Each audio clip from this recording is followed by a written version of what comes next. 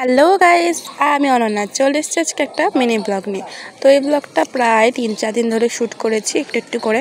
তো এখানে ভাত খাবো, তার জন্য এখানে হয়েছে থোড় ভাজা, চাটনি আর ডিম দিয়ে ভাপা। ঠিক আছে, তো চলো এটা খাওয়া দাওয়া করে নিয়ে যাক।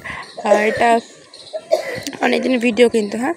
আর এই দেখো, দেখতে পাচ্ছ এখানে হচ্ছে আমি মেহেন্দি পড়েছিলাম একটু, সেটাই তোমাদের সাথে শেয়ার করলাম। তো এখন হচ্ছে সন্ধ্যাবেলা একটু আইসক্রিম খাবো। তো চলো আইসক্রিমটা খেয়ে নেওয়া যাক। এই যে আইসক্রিমটা বেশ ভালো ছিল, তোমরা জানো আমার ভ্যানিলা ফ্লেভার বেশ ভালো লাগে। তোমাদের কেমন লাগে অবশ্যই আমাকে কমেন্ট সেকশনে জানাতে পারো। তো তারপর এটা তার পরের দিন। ঠিক আছে, এখন খাবো রুটি আর আলু ভাজা। তো রুটি আর আলু ভাজা এখন খাওয়া দাওয়া করে নেবো। তো তারপর আর কি করি, তারপর তো দেখতেই পাচ্ছ এখন নিয়েছি একটা বড়া, আর বড়া দেখে নিলাম। আর এটা আছে তারপরের দিন, মানে আজকে। হ্যাঁ, এখন খাবো হচ্ছে আমি ডালিয়ার ব্যাপারটা নাই বা বললাম।